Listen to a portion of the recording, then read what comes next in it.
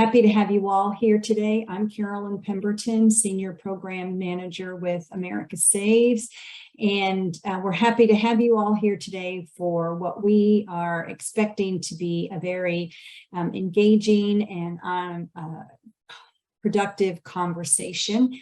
And today we're really going to look at something a little bit newer from our angle, and that is this concept of financial confidence. And so hopefully you all had a chance to look at the questions that we have sent in advance to kind of get your thoughts rolling around this topic.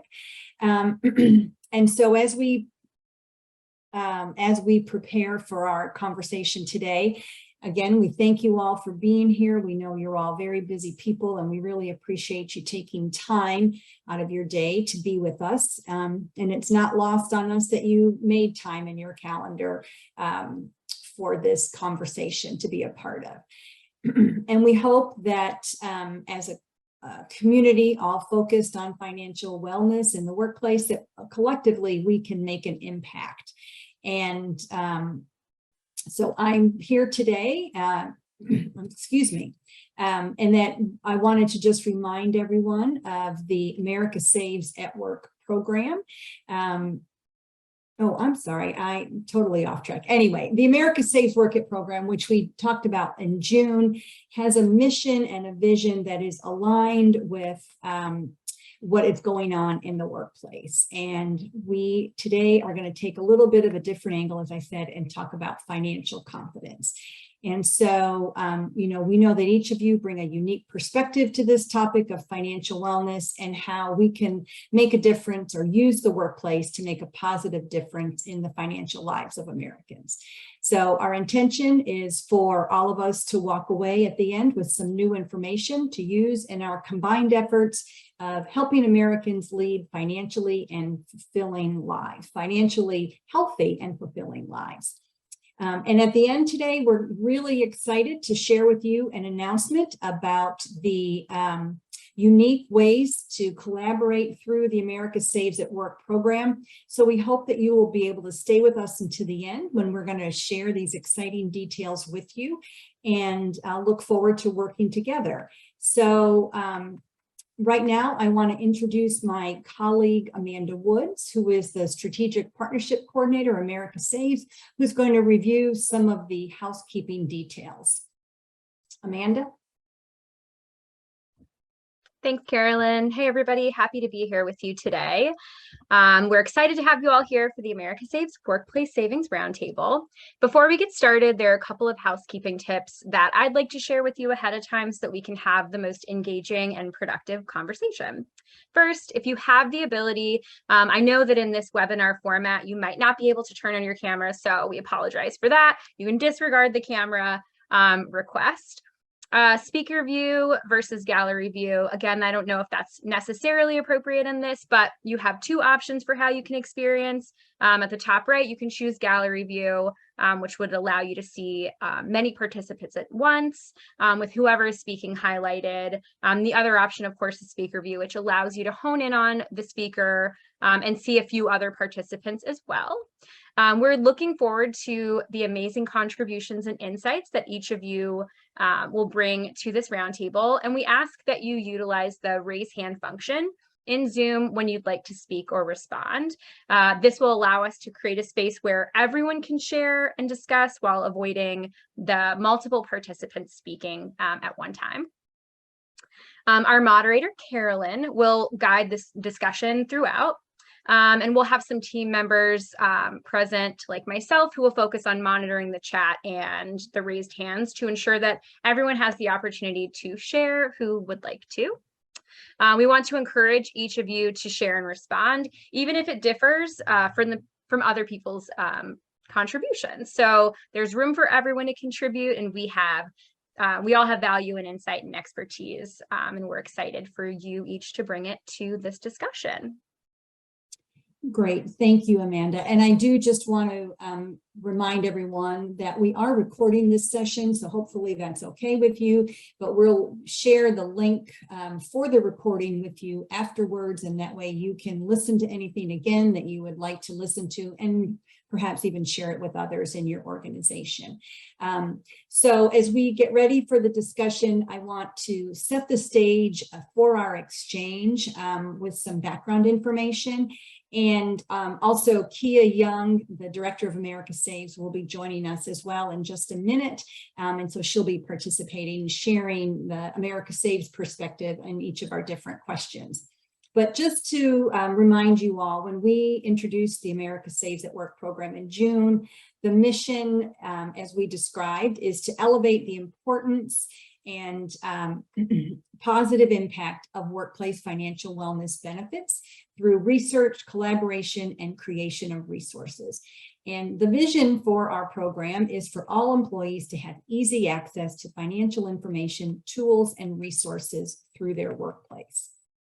So one element of the America Saves at Work program, is to really center the voice of the saver, and and that we do through all of this work that we will be sharing, and also through these events like this webinar that we're having today.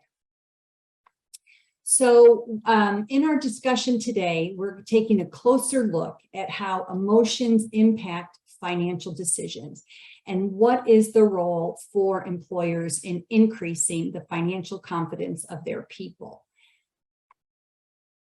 We know, or that I should say at America Saves, we understand that money and finances can trigger a range of emotions. And throughout our adult lives, we can feel shame for making purchases that we really didn't need. We can be confident about the amount of money that we've saved for retirement, or regret for not saving for emergencies when we had to use credit to pay for an unexpected expense. Many people will describe themselves as good or bad in how they handle money. And either description is probably an oversimplification, ignoring the more complex factors associated with our money.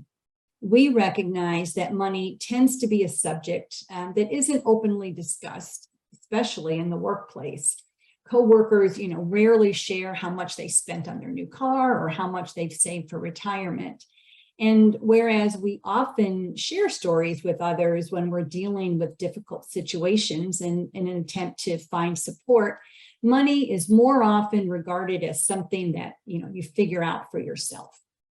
So we believe that by identifying and addressing our emotions, we are more capable of making the changes we need to make in order to improve financial wellness and build financial confidence. And now here are some statistics and research findings about the impact of emotions on financial decision making. A Bank of America study from 2021 found, or a survey I should say, found that 25% of employers felt a sense of responsibility for employee financial wellness, and 56% of those report feeling an extreme sense of responsibility. According to a 2021 report by Sherm and Morgan Stanley, 61% of working Americans rate their financial well-being as excellent or good. Only 17% rate their financial well-being as excellent.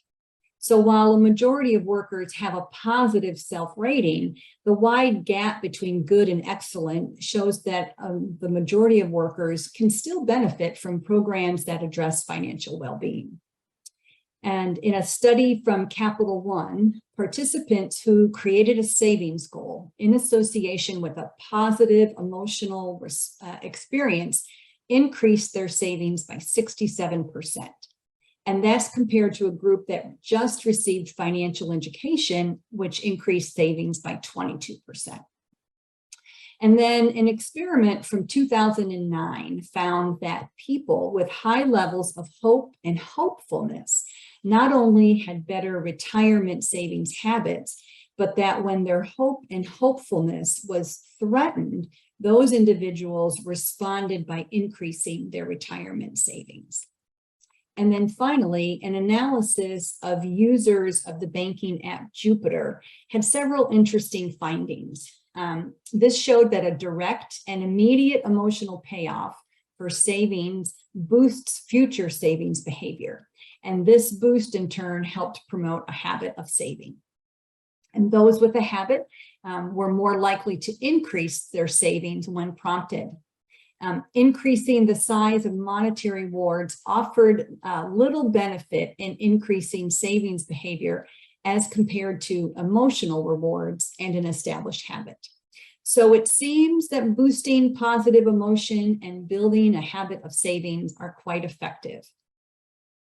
We also know that many working adults have not had formal education for managing their personal finances, and instead have learned from observing others or reading information online. And so we feel like this has created an opportunity for employers to serve as more of a resource, for financial information and assistance for their people. So today, just like we did in June, we want to have a robust exchange of ideas, opinions, and experiences about the role that employers can play in instilling more financial confidence in their people. And it certainly is okay to express differing opinions. That's what we're here for. So let's talk about the emotions and confidence and how they're intertwined with the way that people make decisions about their money and finances. And let's explore what the opportunities are for employers to be involved in supporting their people. And throughout this discussion, we also, want to be able to explore how we can work together to combine research, knowledge, and practical applications to guide employers in their decisions about what it looks like for them to be an active participant in their employees' savings journey. So now let's dive into the questions. So the first question is exactly what is financial confidence? And so confidence generally is defined as having that feeling that you can believe or trust in someone or something. So what does financial confidence look like? We've seen public opinion surveys where people talk about, or they rate their confidence in being able to live comfortably in retirement or handle unexpected expenses. Sometimes it may seem like this confidence is overstated when you look at the data around how much people have actually saved. So are they overconfident? And I think Kia, is she on with us now? I am, Carolyn. Thanks so much. Terrific. Well, do you want to share the America Saves perspective here? Of course.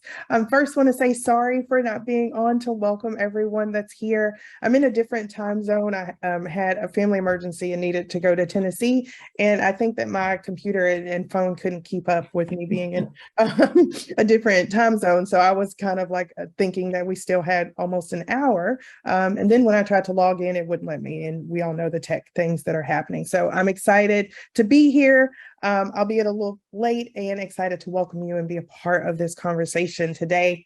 My role is actually to be here as a participant as well. And so thanks to Carolyn and Amanda for getting us started. Now to what is financial confidence. I'm really excited to talk about this because America Saves has really kind of honed in on this idea of financial confidence and defining what that is, because it is so important to our savers right now. At America Saves, we are defining and see financial confidence as this kind of intersection. It's an intersection of financial education, of taking these small, positive, and easy to implement actions that increase a person's financial belief system.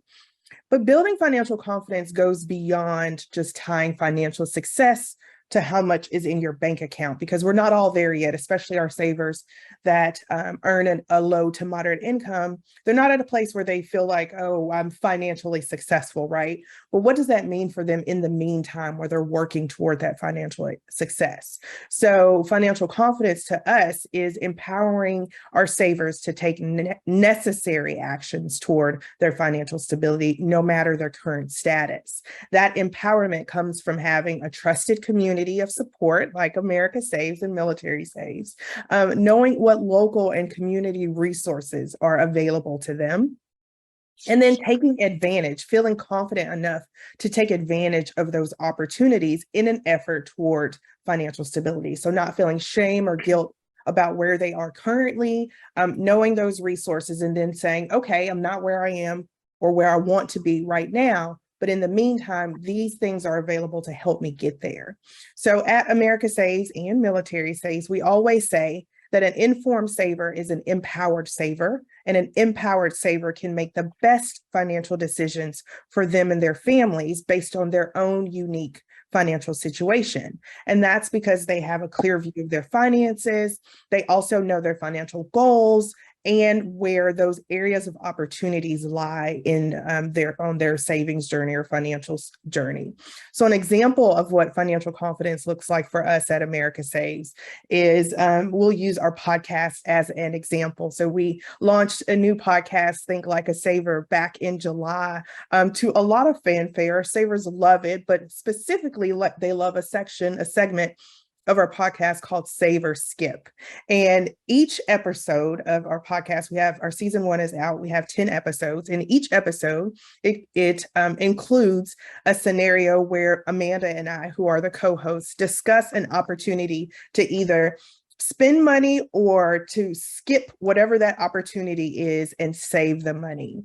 And the point of that segment is to encourage this idea that each person can make the decision to save or skip based on their own unique situation. And so in some episodes, I'm posing a scenario to Amanda, and others, she's posing it to me. And we're really considering our own personal situation to determine if we should save or skip. So there is no, oh, you should do things this way. We're really talking about each of our lived experiences and encouraging our savers to be able to be empowered enough and have enough understanding of their own financial goals where they can do that exact same thing and make the decision to save or skip, and to be confident that they are making the decision for themselves. So financial confidence is something that is definitely coming from the inside. It's something you have to work toward, and that is America Saves. That's kind of what lane we're playing in right now, is helping people achieve that idea of being financially confident. That's great. All right, so let's open it up. Other thoughts, comments, reactions to what is financial confidence? Yeah, just want to say thanks for including all this group of thinkers and folks that are really, committed to this. One question that I had was, how do you all think about the balance between the subjective and objective factors that can impact confidence? So for example, we've often seen in our research that people tend to overinflate their sense of confidence when the objective reality is not there. So how do y'all think about balancing those two potentially competing factors? That's a great question, Matt, and something that we're pretty cognizant of. We've heard this idea that people can become overly confident. And I really think for where we are, and I can only speak for America Saves, where our savers are, they're not really at the point where they can feel overly confident because they're still working on kind of those stepping stones, those building blocks to financial success. So we're still really early in the process of working with our savers. We're learning, what those areas of opportunities are. And so the overconfidence really hasn't come into play for us just yet. So we haven't had to deal with that. But as we continue to create programming, we're very cognizant of this idea that it definitely can become an overconfidence. And the other thing that we talk about often is that you're going to make mistakes, right? We're all learning. A ton of us have never had formal financial education opportunities. So we never miss an opportunity to tell people they're going to make a mistake, to be prepared for that mistake to come. And then the different ways that they can go about kind of rebounding from those things. So we talk a lot about emotions and releasing yourself from guilt or shame from making those mistakes, and kind of get them in the mindset that it's probably going to happen, and in a way trying to temper the idea that they become overly confident as they're, gaining and hitting some new and fun milestones for themselves as they're building their savings habit. I hope that's helpful. Yeah, very quickly, I think what you all spoke about confidence really resonated. I think in our work, we've been talking a lot about agency and the importance of agency in all communication, all messaging that we sort of put together and develop, that the consumer really needs to feel like they are in a position where they are making choices and they are making decisions. So the more we can do that has been really important. And I think one example of that from like a product, less so messaging, or maybe both point of view is there's a lot of value in automation. Like we talk a lot about split deposit. I know America Saves does a lot about that, and like we love it. At the same time, like I think automation with control, we are seeing increasingly is really helpful in terms of messaging. So reminding people that they can pause it when they want, reminding them that they can come back and change their settings when they want is something we are trying to build in increasingly in a lot of our work.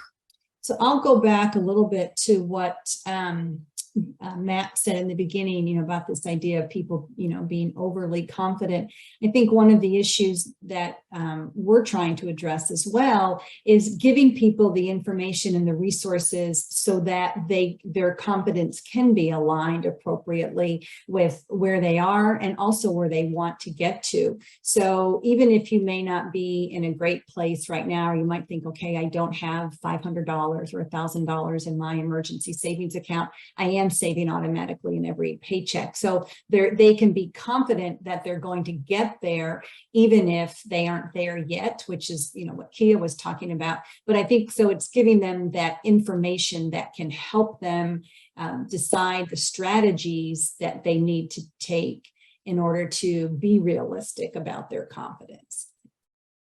Laura.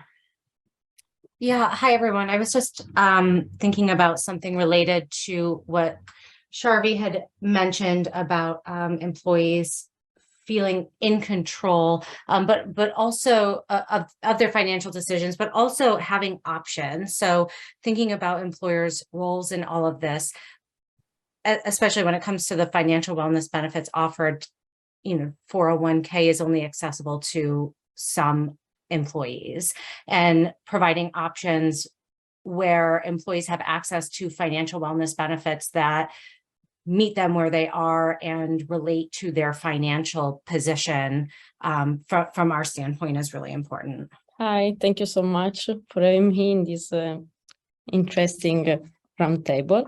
I just want to add to what Matt said, that it is important, of course, to do not focus only on overconfidence, but also adding something about underconfidence. In fact, for example, for women, what is the result of our research at GFLEC is that female, for example, are more likely to answer do not know. So they show that they are less knowledgeable than men, but 1/3 of this gap in knowledge is due to financial confidence, lack of financial confidence. In fact, when you remove the do not know option, they are more likely to answer the correct answers. So it's something that is important to take into account, because lack of financial confidence prevents you to put in practice what you know. So you are not able to develop your financial capabilities. Maybe it's not only lack of knowledge, but also part of this gap is based on financial confidence.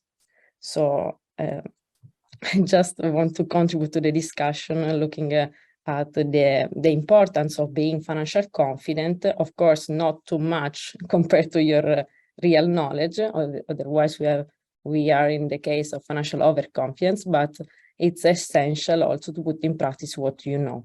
So next, we want to talk about how can employers help increase the financial confidence among their employees. Is this done, either with programming, benefits, resources, or some combination of the three? As we defined earlier, one element of financial confidence is knowing what resources are available to you as you take action regarding your finances. So having information about resources that you can access locally in your community, online, or from companies that you already do business with. And we've shared previously that in our work with employers and employees, it's shown that employees absolutely do trust and rely on their employers to provide reputable and reliable resources, particularly as it relates to finances. So can employers take this trust and use it to help build the financial confidence in their people? And if so, how specifically can they do that? Kia, do you want to share some of what we do at America Saves? Yeah. So we are definitely positioned as a resource for employers, and we have a lot of ways that we can directly support employers to join us on this quest for financial confidence for their employees. One example of this is our annual campaigns, America Saves Week and Military Saves Week, which are designed to encourage individuals to take action toward their financial goals and revisit their savings journey and savings habits.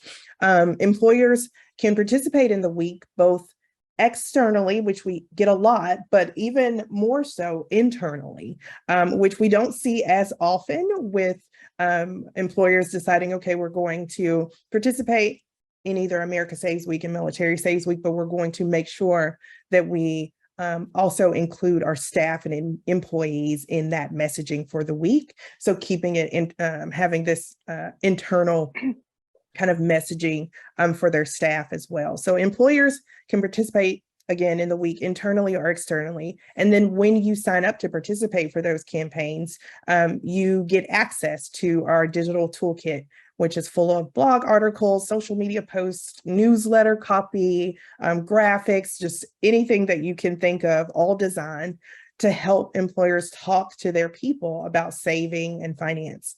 And so this year's theme for America Saves Week and Military Saves Week is a financially confident you. We actually open America Saves Week next week for signups, and Military Saves Week will be open in November. And in addition to those campaigns, we also have our Split to Save program, which we've talked about quite a bit, which is that tool for employers to use that promotes the use of splitting your direct deposit to save automatically. But I think it's really important to not just have these conversations during those big campaigns, right? Like I mentioned, America Saves Week and Military Saves Week. So throughout the year, we also offer resource packets. So usually at least quarterly, we have a resource packet that is focused on one central theme or idea.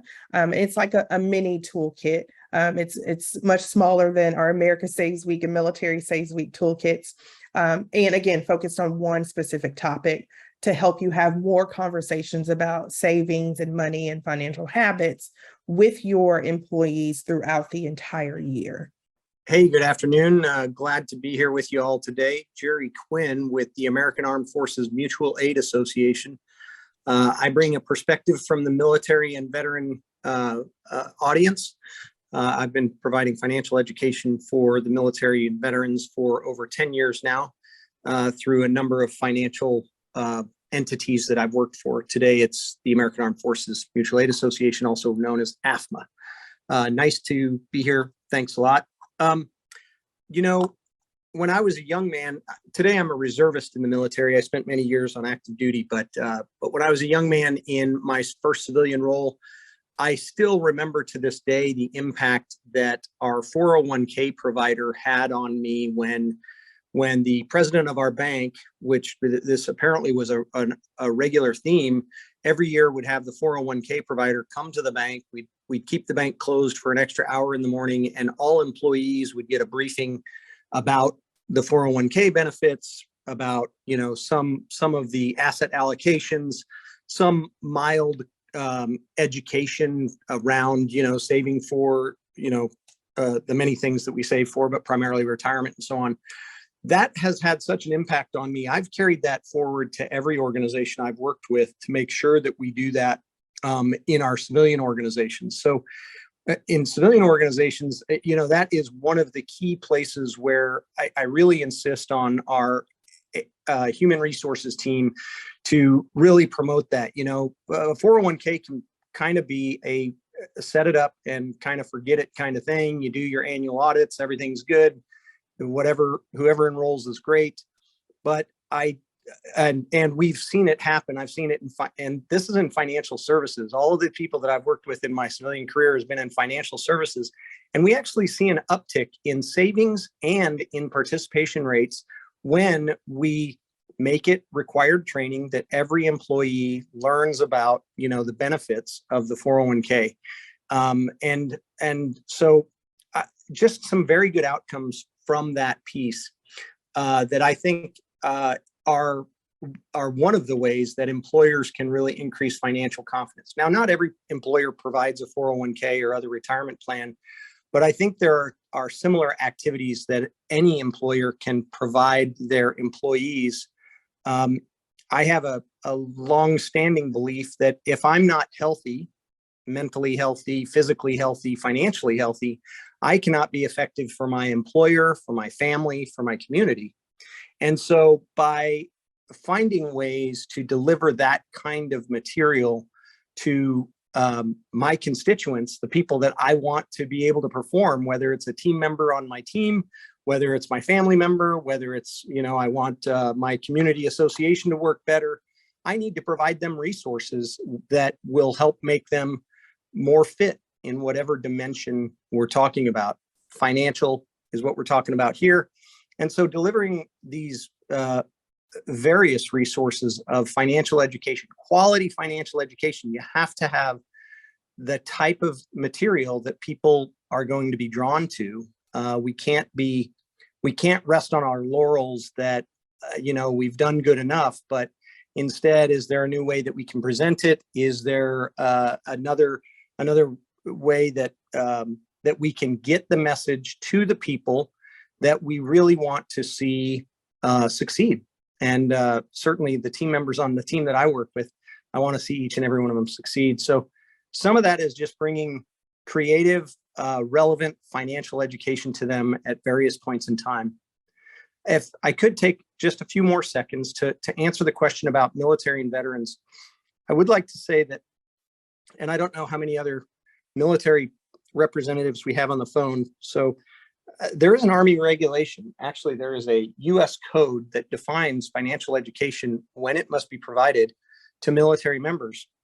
And as a current active reservist and a serving military member for 34 years, I have not seen the military effectively meet the requirements of Title 10, the U.S. code that defines when financial education will be provided and the kind of materials that will be covered. I think one of the things that we need to do, one of the things that I hope to be able to do long-term is to have the public-private partnership, organizations like America Saves and Military Saves, begin to have an impact, continue to have an impact, even a greater impact on the way this financial education gets delivered to our military members and veterans. So I think there's a lot of opportunity there. I see a lot of, I won't say negative outcomes, I will just say less than what you would expect from, mid-grade and senior level personnel inside this industry without the financial capability probably to have what we were trying to define as the confidence in the early question. Thanks for giving me a few minutes to share. I know that was a mouthful, but I'll be quiet and let the rest of the folks weigh in. Thanks. If it's okay, Carolyn, I just wanted to respond to that really quickly. With Jerry, I believe that I saw that you'll be attending, or someone from AFRA will be attending the summit on November 1st. Andy Cohen is actually going to be there. I've had a conversation with him just yesterday.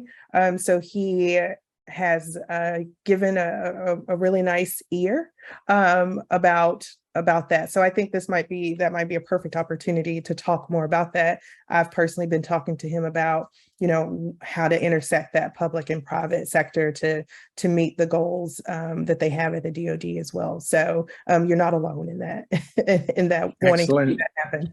That's excellent. Well, we're going to team up on him. Now we need to make our ambush plan. That's the next step. Excellent. Thank you. I suspect there are several organizations on this call who have products or services, Jerry, that could be used with the military audience as well. So hopefully some of that collaboration can develop within this group. So I see, Alicia, you have your hand raised. Yes, thank you. I appreciate also the comments from Gary. And what I want to add to this question is that to really help employees, employers should be not only provide financial education, that is of course something that we promote at GFLEC, but also to give them some incentive to follow. And this is important in order to make the effort, the joint effort with the provider of financial resources and also the employers who are able to offer this kind of benefit to their employees, also to save cost in their interest. Because our research shows that people with the lack of financial knowledge and spend a lot of hours, many hours, thinking about the financial issues on the workplace. So this is a cost for the employers. And if the employers want to contribute to increase their level of financial confidence, of course, they should offer targeted financial education, but also give some incentives in order to have the opportunity to maximize their efforts. Thank you. Thank you, Alicia. I appreciate that. And I think that's absolutely, rewarding or offering incentives definitely is important. Anyone else have comments to share on what employers can do, what you've seen, what you're trying to work with employers on? Yeah, I think a couple things, just appreciate the conversation and the dialogue here, but we have seen that the most successful programs originate from a deep understanding of what people need. And I think at times there's an impulse for a lot of employers to just start throwing the next cool innovation at their workforce, and then they complain about how no one uses it. And the first question I always ask our employer partners when they say, geez, I have low engagement with the program, is how many people needed that program? And so I think as you're thinking about building financial confidence, whatever solutions you have to be responsive to the needs of the workforce. And that usually results in thinking about a multitude of solutions and being strategic about when and how you deploy them. Because as I think the conversation started, is the needs of individuals are going to be varied. Now, there are large buckets, retirement plans, access to affordable healthcare, wages that allow them to get through in their daily lives. But at the margins of other things, you'll often see programs that are completely ineffective because they are not tailored or designed to meet the needs that are expressed by the workforce. So I would just say that while the impulse to deploy solutions is awesome, we have that same impulse. Doing so in the absence of a deep understanding of what folks need and a really product agnostic assessment framework, and helping HR, frankly, build some of the data competencies they need to analyze what data they do have to be more data forward and data centric in their deployments, can result in a lot of wasted dollars from the employees, as well as wasted contributions as a way to diminish confidence. Because if you're putting solutions in front of workers that they don't need, that trust that you build in the workplace can very quickly be eroded. So I would just add that perspective and context from our experience. That's terrific. Thanks, man. Appreciate that. Sharvi, I believe you had your hand raised. Yeah, huge plus one. I think that's exactly what I was going to talk about as well. I think it's really important to talk to users. And I think to that point that Matt just made about data, I think another thing we're increasingly talking to employers about, sometimes successfully, sometimes work in progress, is getting that data disaggregated by different levels. So talking to employees across different income levels, talking to different men and women, talking to people from different races, different ethnicities, because what people need would vary by a lot of these parameters. And data research continues to show that a lot of times employees believe that benefits at the workplace are designed for the higher income employees and they're not designed for them. So I think trying to understand where that gap is coming from, the starting point would be starting to look at that data by gender, by race, which is really important.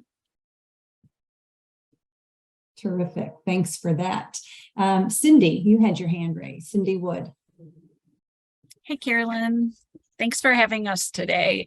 So Cindy Wood, I am from the Kroger company, and I wanted to just share a little bit about some of the work that my team and I have been doing actually over probably the past couple of months. And we are starting to offer financial coaching to our hourly population through ACO, and it's a new benefit. It's something that's never been done before, so a little nervous because just like we just talked about, the participation and stuff like that, what is it going to look like in a year? But one of the things that we're doing is we're spending a ton of time out in the field. I was actually out in Arizona last week having some focus groups with different populations to try and understand what those associates are looking for. And, we ask them questions about when you say money, what do you think of? And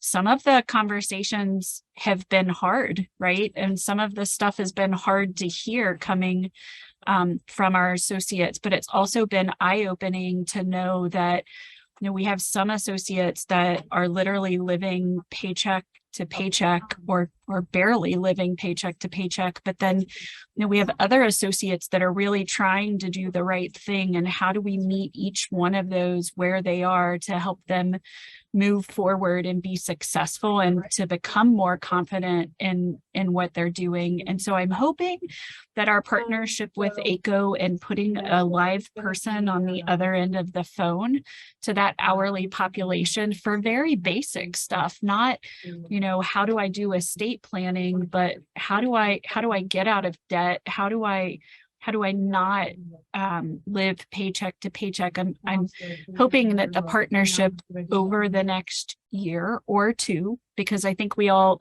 I'm confident knowing that what this benefit looks like today is we're doing a soft launch, and what it may look like in a year from now might need to tweak and ebb and flow to meet the associates where they're at. So, sometimes I think you have to kind of take that leap and jump out and try something new versus just going with what is status quo and what everybody else is doing.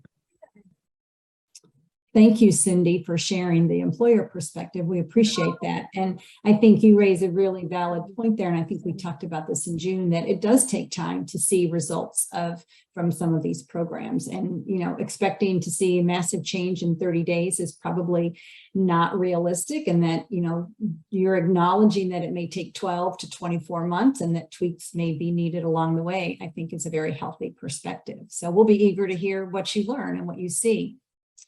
Sid, do you want to share something? Hi, good afternoon, everyone. Sid Pila from Sunny Day Fund. We do workplace emergency savings as well.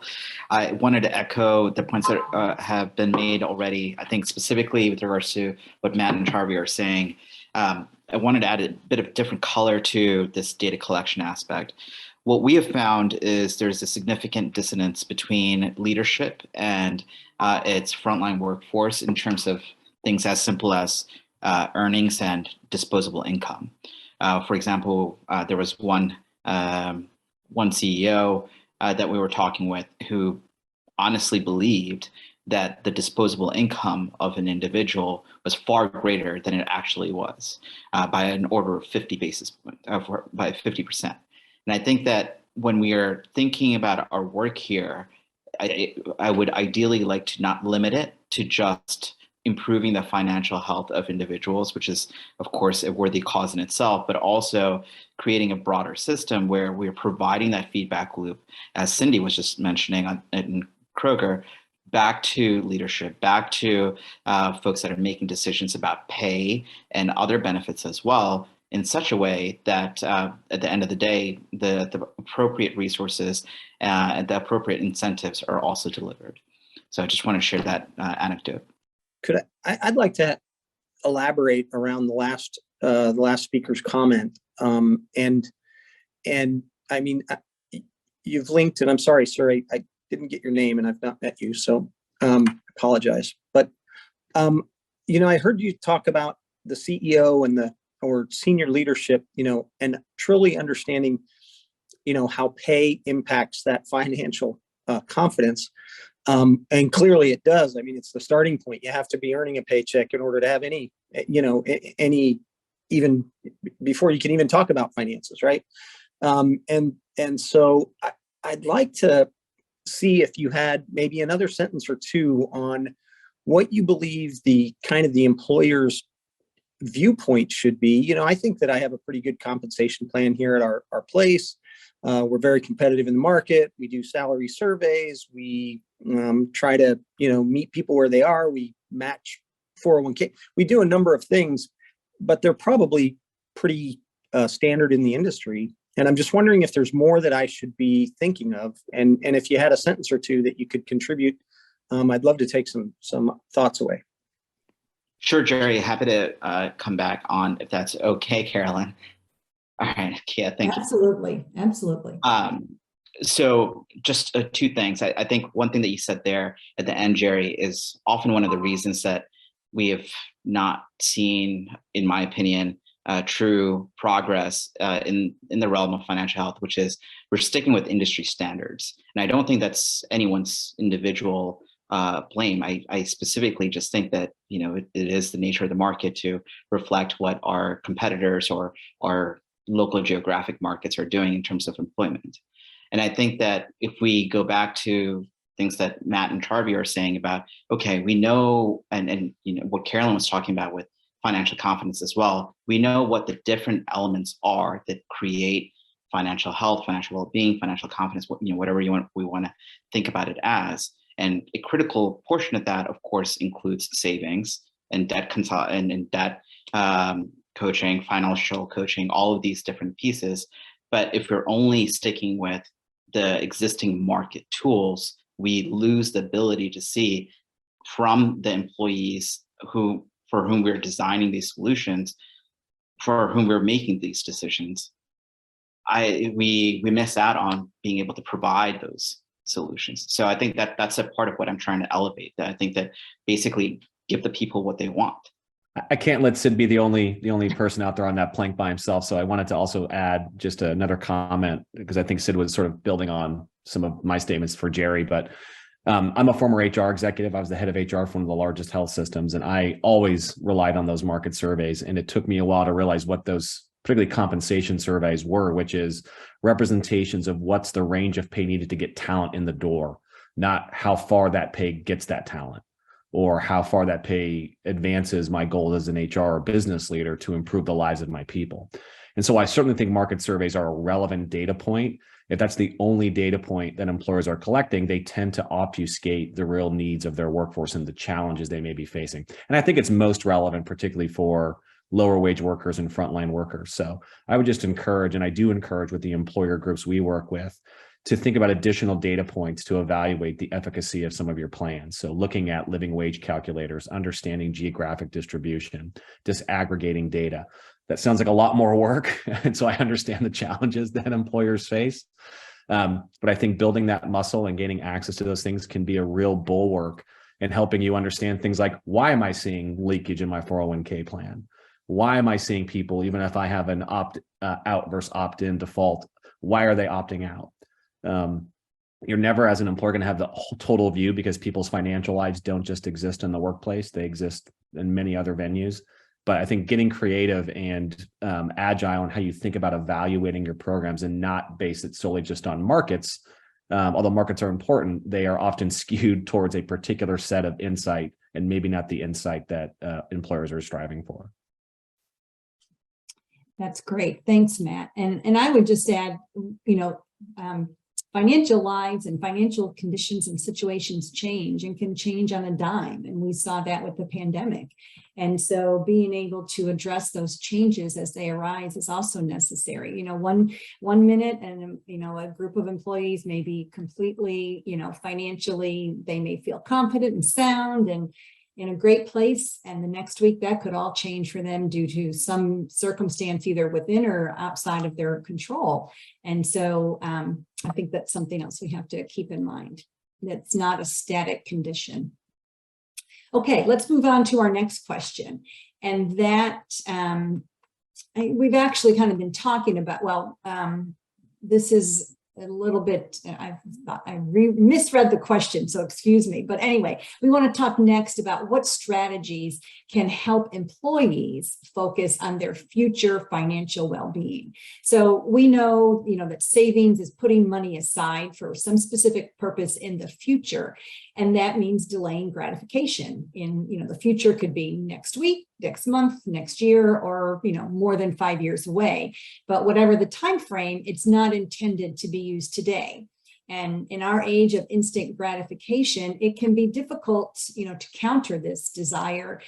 So how do we show employees that saving and doing things today for tomorrow is a positive step in the right direction to meeting their savings goals? And, particularly when that goal is far off in the future, like retirement, it can be really easy to say, oh, I'll start saving when I make more money, or when I paid off my student loan, or other scenarios. So what are the strategies that we can use to help address this human reaction of delaying, an action that we know intrinsically is in our benefit? And Kia, do you want to share the America Saves perspective? Sure. So one of the things that we tend to do is this idea of keeping their goals front and center for them. And that's why there has to be a commitment to an ongoing conversation, right? So I was talking earlier about, people or employers, we have participating organizations who participate in America Saves Week. And that's kind of like their way of introducing financial well-being to their staff and employees. But it has to be this ongoing conversation. And so we've set up our program in a way that it is this ongoing conversation, that it's not just something that's talked about once per year, but that it's kind of celebrated and kept front and center all year long. So obviously you can do that by yourself as an employer, but you can also do this in tandem with a partner like America Saves or Military Saves.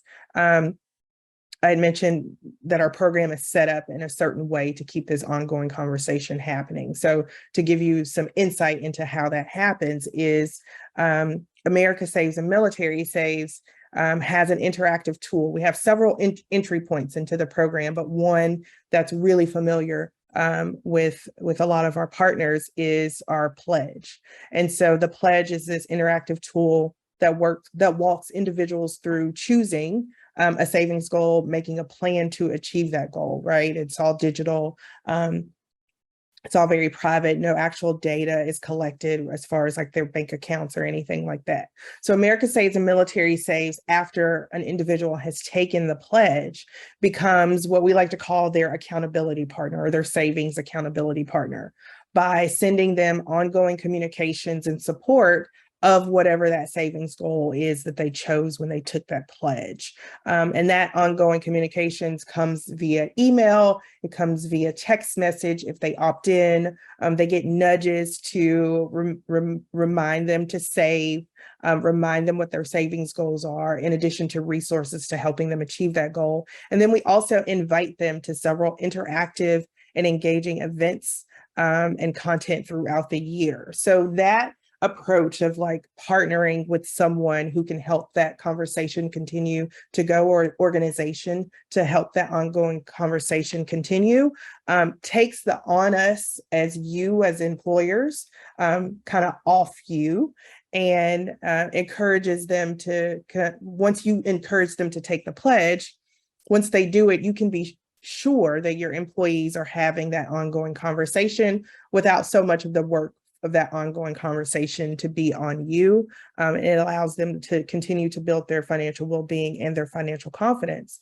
But again, that's not the only way. So earlier this year, America Saves created and developed a workshop specifically for EVEN, which is a financial tech early wage access platform, and Walmart employees, where we hosted this workshop just for their employees and walked them through creating a spending and savings plan in real time.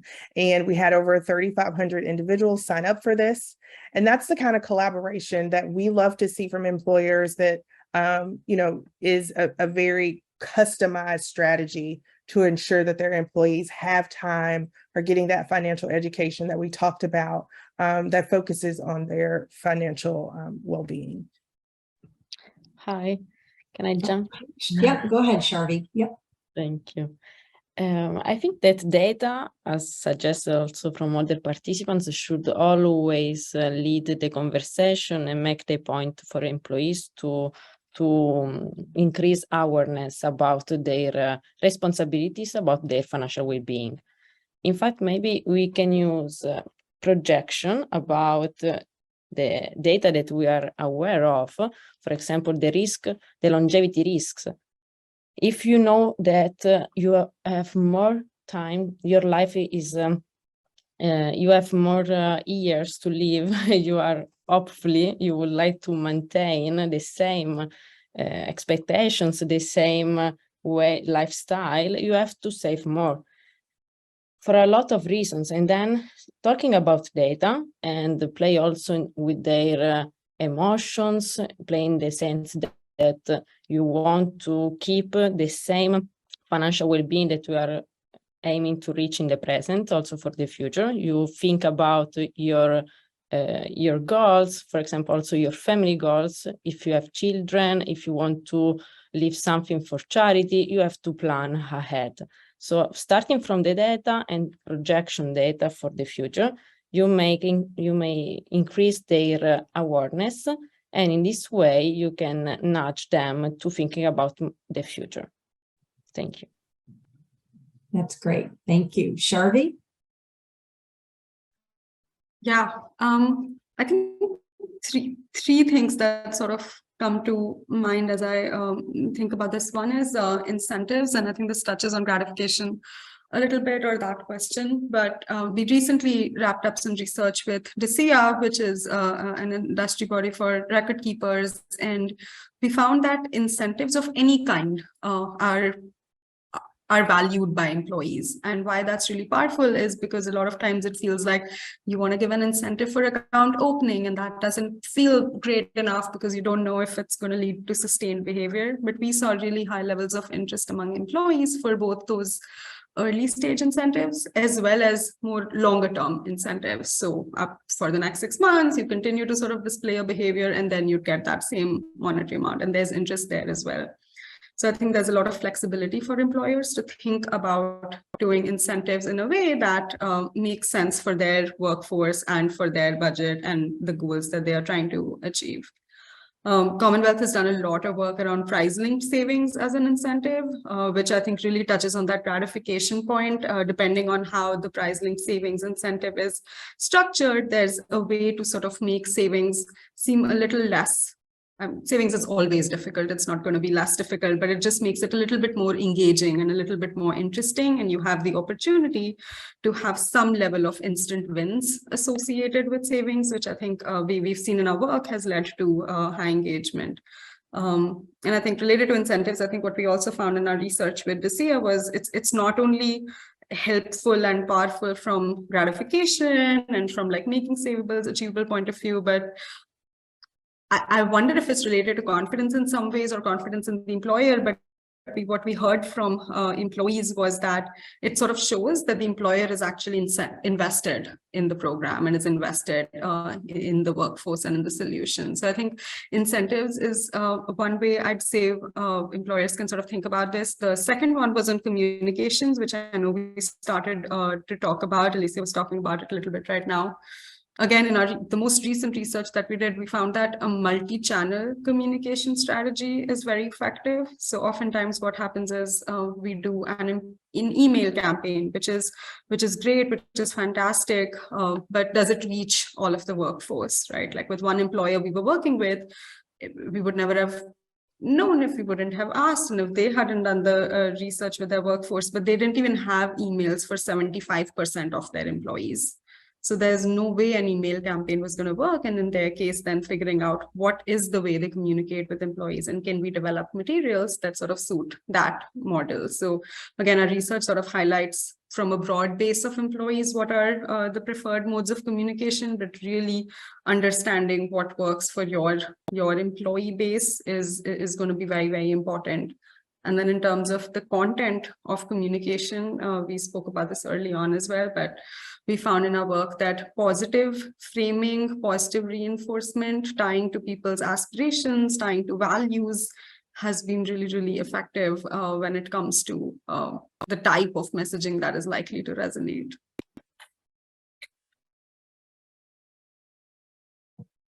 Thank you, Sharvi. That's all very insightful. Your comment about understanding how best to communicate with employees is one of the core elements of our work with employers with Split to Save. We always tell them you have to know how you reach your employees most effectively. Just like you said, if you don't have emails, then an email campaign is not going to work. So what are the ways that employers communicate with their employees and are able to reach their people? So I think that's very wise. Anyone else have any other comments here before we move on?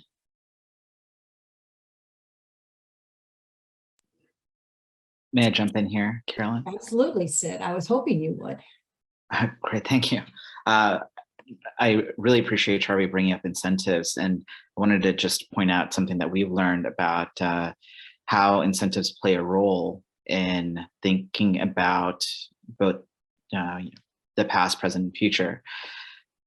With something like a 401k match, there's certainly a big incentive to save for the far future. And we all know how important it is to have liquid savings at the same time. So what we have found, similar to Charvi's work with price-linked savings and in general with some kind of match savings, is for the present, if you would like for the amount of money to be increased there, that's another place where an economic incentive of some kind, it doesn't need to be a tremendous amount, can be valuable. Same thing with the past, sitting down with a financial coach and assessing people's prior spend and leveraging ways to reward that with some form of an economic incentive. I think that could be really tremendous. Great, thank you, Sid. Okay, let's move on. So our next question is, how are emotional and mental health and financial habits related? So today, particularly after all of the social, emotional, and financial upheaval from the pandemic, I think we as a society are very aware of how our mental and emotional health impacts all aspects of our lives, including finances. So what are we seeing with how people feel mentally and emotionally and how they manage their finances? There's no question that when we are feeling emotionally or mentally vulnerable, that decision-making may be fraught with regret or fear, or we may simply choose not to make a decision. So how are these all related? And Kia, what have we seen at America Saves? Yeah, thanks, Carolyn. So I believe that it was Sharvi who mentioned the positive reinforcement, the talking about their values within communications. And that's kind of a core value at America Saves, is that we have a no shaming approach to all of our marketing and communications into finances as a whole. And so we do a lot to underscore that, so that our savers know that this is a safe space for them, and not just having, it's not enough to just be positive. But one thing that's really important to us is for them to feel seen. So as we are creating our communications, we really break that down to who are our different listeners and what can we say to them so that they know that we're talking directly to them, whether it be breaking our savers down into certain types of categories and letting them self-identify into the conversation, or something more grandiose than that. But some of the messages that we focus on, especially right now with inflation and rising costs, a few that I'll talk about. One is avoiding comparisons. So it can be really difficult to not make assumptions about people's finances, or to, like, I believe that it was Sid earlier saying, to make certain assumptions, especially if you're in a leadership position, to think that just because you see a certain thing or just because you know what a person's salary is, that you know their financial situation.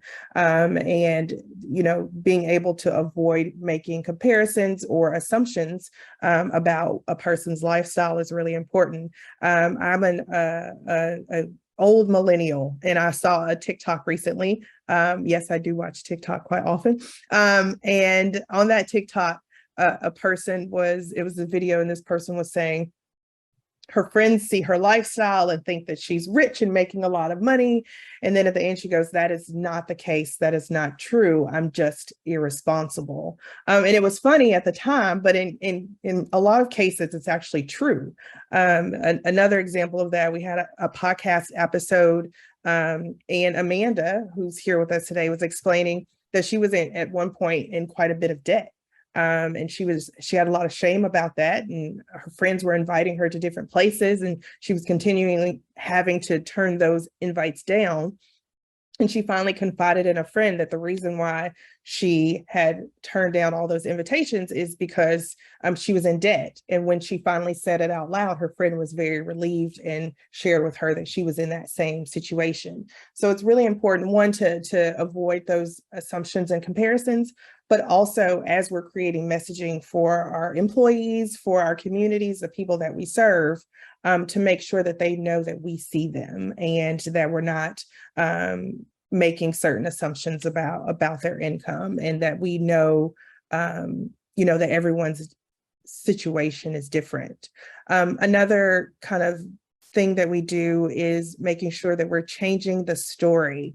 So really talking about mindset, but not in a toxic positivity way, but giving some examples and ideas of how to switch your thinking and to be cognizant of the messages that you're giving yourself. So instead of like telling yourself you'll never have enough money in savings, telling yourself I may not be where I want to be, but I have the tools and I'm in a space where eventually I will be in that space. Okay.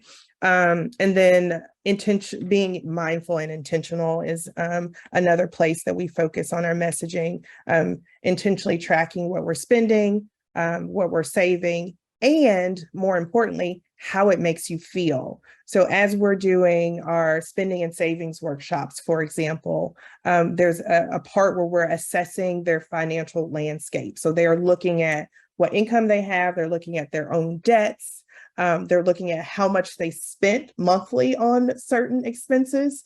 And as we were doing our live workshops over the past 6 or 7 months, you could literally see the anxiety and the worry come through the questions that our savers would be asking us during that time. So it was important to us during that specific segment to pause each time that we got there and have our savers take note of what they were actually feeling. You know, really take note of what emotions are coming up for you. How are you feeling? And then we encourage them to release anything that was negative, release anxiety and worry, and then gave them some very positive reminders about the incredible steps that they were taking in that moment by going through that process of establishing a spending and savings plan, of getting clear of their finances, and then making new financial goals so that they can be a better steward of their money and achieve the goals that they've set out for ourselves. And our savers walked away telling us how much they appreciated that time and space to focus on their emotional health as they're going through trying to get better financial health. They walked away feeling more confident, and some even told us it was the first time that they felt like they'd created a plan that they can actually stick to. So there is a lot to be said and done when it comes to the mental and emotional health, as we're, encouraging financial stability, to make space for those types of conversations. And it reinforces that trust with employers as well from our employees. Yeah, thanks. And I promise I will not monopolize the conversation, but Fine. in the absence of firsthands, I'm happy to jump in. But so I think there's no doubt that the connections between emotional and mental health are well documented at this point. I think what's really interesting, though, is that employers often have a greater control over the financial side of the ledger than they do the mental and emotional side of the ledger in terms of programs. And so this is where the work of Dr. Carrie Leanne at University of Pittsburgh is really instructive, where she has been documented over the last several years, the fact that when folks are living under financial strain, that it not only impacts and can exacerbate underlying mental health conditions like depression and anxiety, but it actually impairs cognitive performance. So the ability for individuals to think and act and make decisions. This manifests in all sorts of negative ways. And she's got another study where she's highlighted that giving folks access to, a $400 or $500 savings cushion is a great way to actually diminish that cognitive load and improve some of that performance. And so I think as employers are really wrestling with mental health and providing all sorts of services and adding all sorts of solutions, those are all well and good. But if they're not addressing the whole person or really taking the reins on the levers they have the most control over, I fear they're just going to be sort of adding a lot of really cool mental health services, telehealth support, all those things that are going to be expensive and costly, but not actually create the pathways for individuals to get to that mental health improvement. So I'm obviously hopelessly biased because I work for the Financial Health Network. But I would also point individuals to a really interesting survey that Hub International did earlier this year, where they asked within their client base, the HR leaders, what they thought the top benefit priority was. And then they asked workers at those organizations what they thought the top benefit priority was. HR leaders said top benefit priority is mental health. The workforce said top benefit is financial health. And so to the earlier points being made, or some of that dissonance, and no doubt HR leaders are probably under the greatest strain of any department and organization. So there also may just be some appropriate self-selection there. But I think that just speaks to the larger points that have been made throughout, which is really understanding what's happening with your workforce. What are the levers that are within most of the employer's control, and how do you take action on those in a way that really centers the individual and the human, and trying to provide them with the chance to flourish and be well, as opposed to just throwing a bunch of programming at them, which may or may not be effective. And I think you see that certainly in some of the mental health space as well. That's great. Thanks, Matt. And I was just going to suggest, if you have links to either of those studies that you mentioned and want to pass those on to me, we can share those with the group as well. I'll send them to you right now. Perfect. Anybody else have anything to add? I'm not as well read as Matt. This is Jerry Quinn again, but I will tell you anecdotally from my own experience once again, that having the employee assistance council kind of atmosphere, I've had it. About half of my civilian employers in my lifetime have had one, and about half have not had one. But having one offers elements of intersection with many of my personal dimensions. So if I'm having mental health conditions, or I have emotional health needs, let's say, I have relationship problems that I need worked on, or I have stressors, maybe I'm on a performance plan at work and I need to talk to somebody, but I can't talk to anybody at work about it, and things like that. I have similarly found that the EACs is what I've referred to them before. I suppose they have come by a variety of names, but having access to those kind of resources seems to me to be kind of a logical fit within, back to the original question, how do you define financial confidence? Well, if any of the dimensions of my life are weak, then the other dimensions of my life have to make up for it or also suffer. And I think that's what Matt was explaining, that is well documented in some of these resources that he cited, is that the more that we can bolster the multiple dimensions of an employee or one of our community members, the more likely we are to see them thrive and succeed. So, food insecurity, I was listening to the food insecurity conference yesterday that was held at the White House. If we begin with the conversation of food insecurity, that there's a person that probably has a low financial confidence level if they're not able to put food on their table.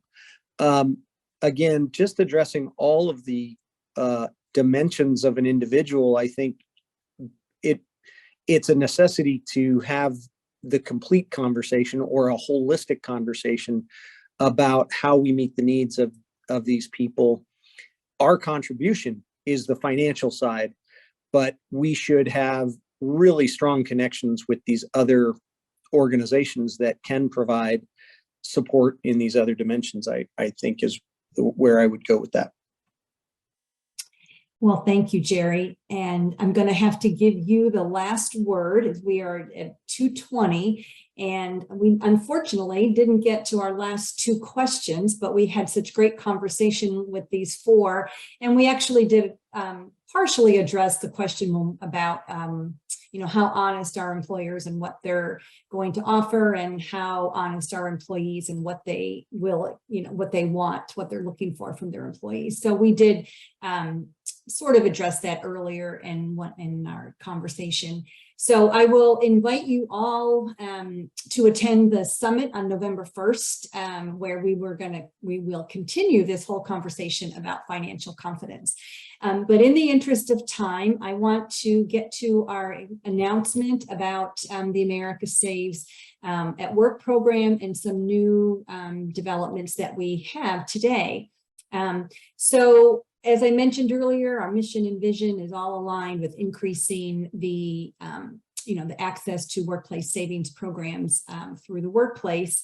And when we announced the America Saves at Work program in June, we just told you that it would include special events like this roundtable, research projects, collaborative projects, inclusion in a coalition to help increase the number of employers that are offering financial wellness programs, expand and improve the components of these programs, and increase the level of employee participation. Many of you have already joined that coalition, and if you haven't already, there's still plenty of, still opportunity to do that, and we will post the link for that in the chat. But today we're excited to share with you how you can be part of the Workplace Savings Collective, which is one of the components of our program. And the collective is an online guide that will feature organizations that can help employers build a customized workplace savings program. The collective will be available as an ebook with descriptions of services and products from all kinds of organizations, such as financial institutions, retirement plan administrators, payroll providers, EAPs, counseling agencies, and a whole host of others. And employers will be given free access to this collective. The ebook will be issued annually, and the first version is slated for release during America Saves Week 2023, which is February 27th through March 3rd. And the deadlines for entries to be included in the 2023 version is November 15th of 2022. So the benefits of being included in the collective, it will encompass a strong marketing campaign for the ebook, including search engine optimization. There will be mentions in our upcoming Savings Advocate podcast, which will be directed towards our partners and organizations, not the individual saver. It will be featured in our monthly America Saves partner update that reaches 11,000 organizations who rely on our information to promote positive savings behavior to their people. It'll be included in the annual America Saves Week toolkit, and it will be highlighted at the annual America Saves Summit. So following today's event, we will send you an email with instructions on how to obtain a listing and what information you'll need to provide. There will be 3 tiers of listings available in the collective. And again, employers will have free access to the collective. If you're really eager, Amanda will share the link for the collective sign up in the chat as well. And as I said, we will be sharing that with you via email following today's event. And also we'll have the link for the coalition sign up. And then we always welcome you to submit topics for future roundtable events. Well, watch your inboxes for the email with more information. And then finally, speaking of future events, we have mentioned the America Safe Summit. And so Kia, why don't you just take the another minute or two before we wrap up and share some more details about the summit. Yeah, really excited about the America Safe Summit. It is on Tuesday, November 1st. We have a hybrid approach. So we have limited space, but there is in-person attendance, and it's at the Public Welfare Foundation in DC. On the registration form, there is also a link to book hotel rooms if you are out of the DC area or just want to be there early and get downtown early and stay the night at the Courtyard Marriott, which is a couple of blocks or a couple of metro stops from the Public Welfare Foundation.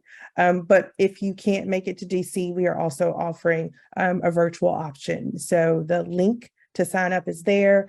Several of the people who were here today on the roundtable will also be our speakers. So if you click that link, you can see who our speakers are. I do know there's an email out going out today that will also list all of our speakers for our summit.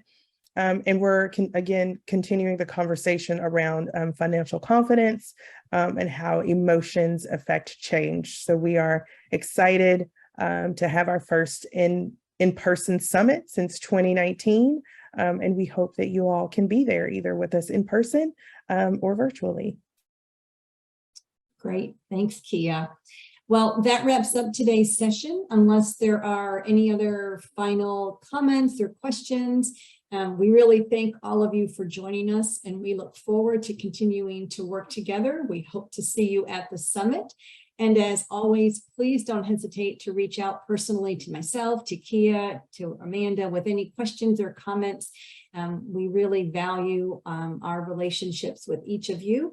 And with that, we wish you all a great rest of the week. Thanks so much for joining us. Thanks, everyone. Thank you. Nice to talk to you.